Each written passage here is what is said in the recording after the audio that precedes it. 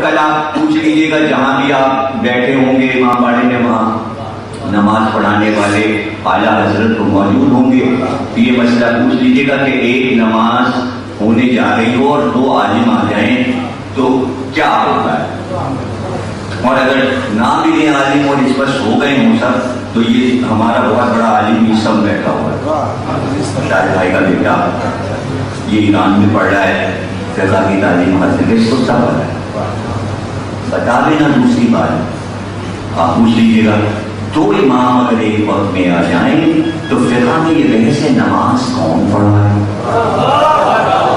تو ان کا لباس ہو، وہ بھی امامہ پہنے ہوں، یہ بھی امامہ پہنے ہوں، وہ بھی ابا پہنے ہوں، یہ بھی ابا پہنے ہوں، تو پھر اب حسین بخش جاڑا شریعت کی کتاب میں لکھتے ہیں یہ دیکھا جائے گا کہ فقہ کا علم زیادہ کون جانتا ہے، جو زیادہ جانتا ہے وہ آگے بڑھے اور جو کم جانتا ہے وہ پیچھے رہے۔ تمہارے کو اپنے علم کا تو پتہ ہے، اگر فقہ میں دونوں برابر ہوں اب مسئلہ چلا، اگر مسئلہ چلا اگر دونوں برابر ہوں تو دیکھا جائے گا تفسیر قرآن میں کون بلند ہے، اگر دونوں تفسیر قرآن میں برابر ہو تو دیکھا جائے گا علم کلام میں کون زیادہ ہے، علم کلام یعنی توحید کی زیادہ درجات میں کون آگے بڑھ گیا ہے، اگر دونوں برابر ہوں تو پھر فیصلہ آگے ہوگا۔ آخری جملہ یہ لکھا ہے کہ دو نماز پڑھانے والے اگر آ جائیں اور سب چیزوں میں برابر ہوں تو پھر آخر میں یہ دیکھا جائے گا حسن کس کا زیادہ ہے، خوبصورت کون زیادہ ہے۔ اب سمجھ میں آیا کہ مہدی کو شبیہ ہے محمد کیوں بنا۔ تو عیسیٰ کو تو معلوم ہے مجھ سے زیادہ خوبصورت ہے، تو پڑھیے آپ پڑھائیے آگے بڑھیے میں آپ کے پیچھے نماز پڑھوں گا۔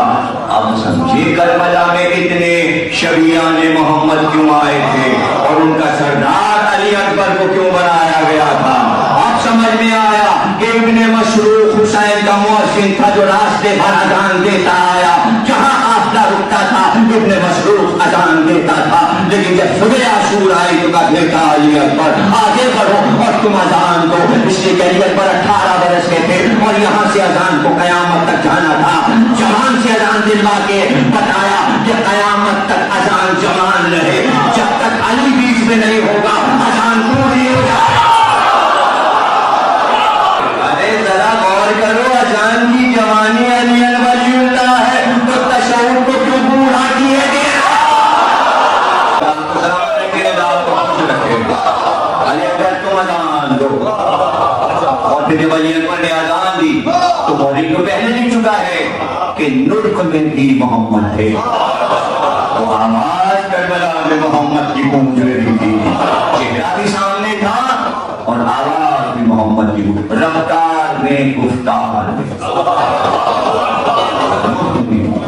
گفتار شبیہ محمد تھے۔ آپ لوگ حیران ہوتے ہیں کہ کبھی ایسا واقعہ ہی نہیں سنا کسی تاریخ میں کبھی ہوا ہو، کسی نبی نے ایسا عمل کیا ہو کہ حسین نے علی اکبر کی زبان چوسی ہو پیاس مٹانے کے، لیکن کون توحید کو سمجھے گا، کون توحید کو سمجھے گا۔ جب حسین دنیا میں آئے تھے تو گود ملے کہ سب سے پہلے محمد نے اپنی زبان حسین کے منہ میں ڈالی تھی، حسین نے چاہا کہ محمد کی زبان آخری بار چوس کر وہ مزہ پڑے۔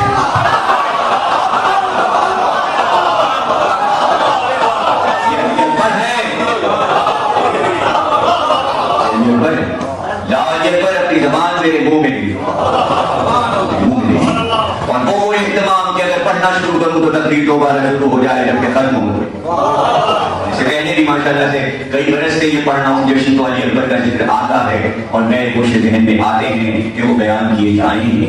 آگے دیکھیے کہ جب بھیجا محمد کو تو فوراً علی کو بھیج دیا، علی تم جاؤ محافظ تم ہو، جب محمد ہوگا تو علی محافظ ہوگا۔ علی اکبر کو دنیا میں آنا تھا تو عباس کو پہلے سے رکھا تاکہ شبیہ علی शबीह मोहम्मद का मुहाफिज हो,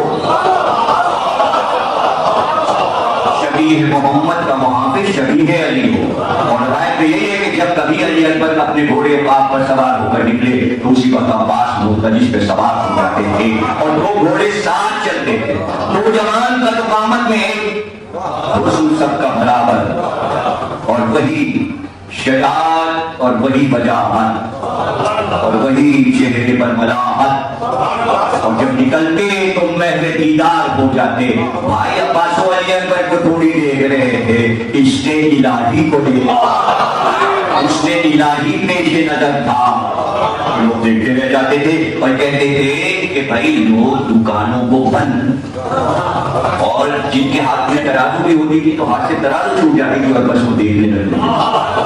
नजारे हुस्न, नजारे इश्क की तौहीद के जलवे के नजारे थे मदीने के बाजारों में, मदीने के बाजारों में। और फिर जब घोड़े से उतरते तो वो बाग अब तक मौजूद है, उसकी तस्वीर भी मेरे पास है कि जिस बाग में हजरत अली अकबर टहला करते थे, बाग महफूज है, वहां उसको बाग बना दिया है उन्होंने। लेकिन दोनों जगह बनी है जब घोड़े से उतर के हाथ में हाथ डाल के टहलते थे, और बातें जो होती थी वो इतने राज की थी कि सुनने वालों के समझ में नहीं आती थी। भाई आलम बाला की बातें थी, दुनिया वाले क्या समझते कि क्या भतीजे क्या बातें मुस्कुरा मुस्कुरा के करते हैं।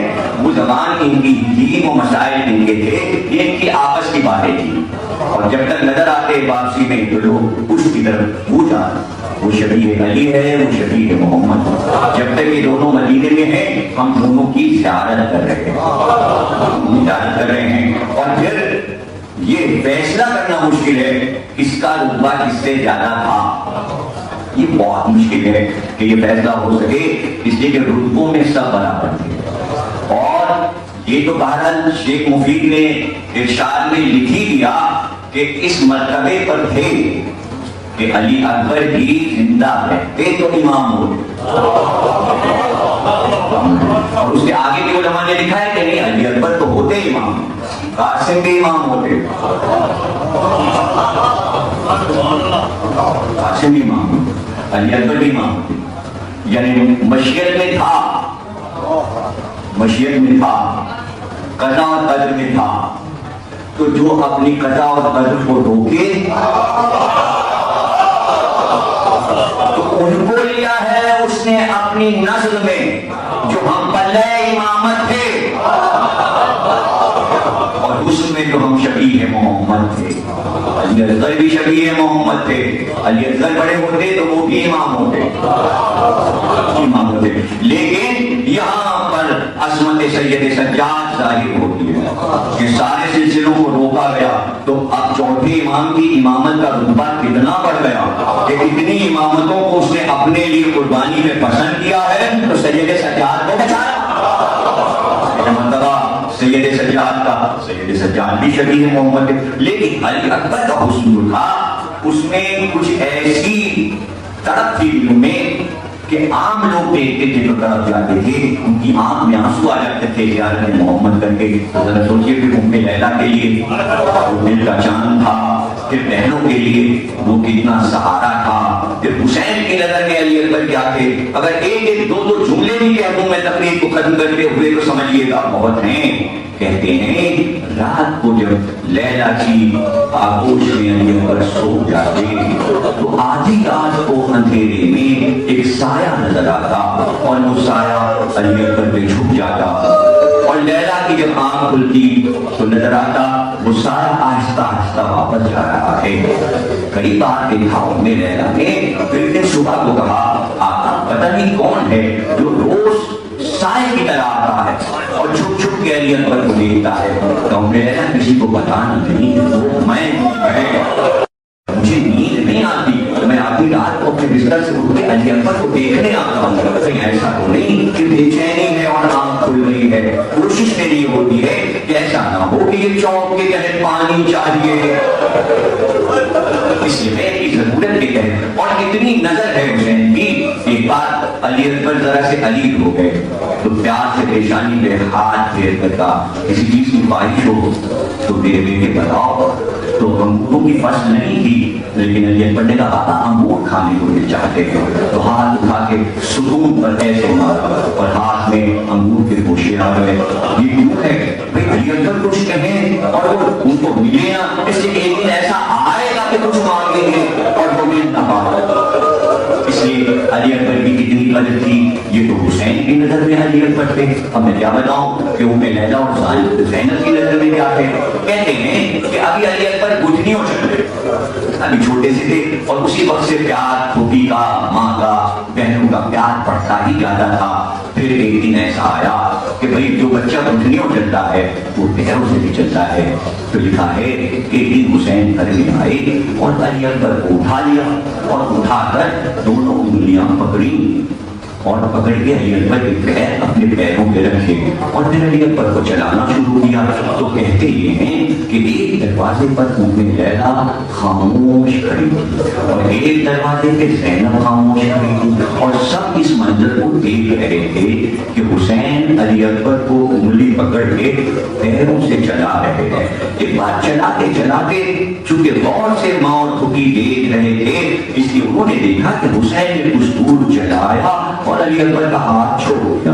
जैसे ही हाथ छोड़ा, पहला कदम अली अकबर का डगमगाया। जैसे ही कदम डगमगाया, इधर से फूफी दौड़ी, उधर से मां दौड़ी। एक बार हुसैन ने दोनों हाथ उठाकर कहा वहीं ठहर जाओ और जुमला सुनिएगा, इसी में तकरीर को खत्म किया। दोनों से कहा, बहन से और जोजा से कहा, बच्चा जब पैरों से चलता है तो जब खुद से कदम उठाए तो उसका पहला कदम उसकी जीत होती है। तुम लोग अली अकबर की जीत छीनो नहीं। कौन समझेगा जुमले की अजमत? ये अली अकबर को पैरों से नहीं चलाया गया था, ये हुसैन अली अकबर को कांपते दिखा के तौहीद के सफर में और फिर मां को भी रोक दिया और फूफी को भी रोक दिया। वो या रोकना ये बता रहा है, वहां भी रोकना नहीं। मसाइल नहीं पढ़ सकता, जश्न विलादत है, इशारों में बता रहा हूं कि वहीं पे रोक दिया कि जब वो सफर शुरू हो तो बस सब्र से देखती रहना। और ऐसा सफर है, मैं कैसे फजाइल में पढ़ूं? मसाइल पढ़ना कितना मुश्किल है फजाइल में कि मैं कैसे आपको बताऊं, फिर कैसे बताऊं मैं? वो सो रहे थे, आंखें बंद थी, उठाना मुश्किल था। नाजुक मिजाज को नींद में कैसे उठाया जाए? तो अल्लाह ने ये कहा था, जिब्रील जाना और अपनी आंखों को कदम से रगड़ना। वो सो रहे थे टूटी के घर में, उम्मे हानी के घर में, वहां सो रहे थे और जिब्रील ने आके अपनी आंखों को तलवे से मला तो उनकी आंख खुली। उठ के बैठ गए, कहा कैसे आए? कहा बुलाया गया है। कहा आती को रात है। कहा इसी में तो सफर है। इसीलिए कहा असरा, असरा के मानी है रात का सफर। दिन के सफर के लिए अरबी में और है लफ्ज, रात के सफर के लिए असरा, रात का सफर है। फिर कैसे चलेगी? का सवारी आई है, दरवाजे पे खड़ी है। सवारी को देखा तो बहुत खूबसूरत थी। अरे खूबसूरती का सफर था, हुस्न का सफर था, तो सवारी में भी हुस्न भर दिया गया था। और उसका नाम क्या था? बुराक। बुराक बर्क से है, बर्क बिजली को कहते हैं। इतनी तेजी थी जैसे बिजली कड़क के चली जाती है, इसलिए उसका नाम बुराक था। चलिए सवार हो जाइए।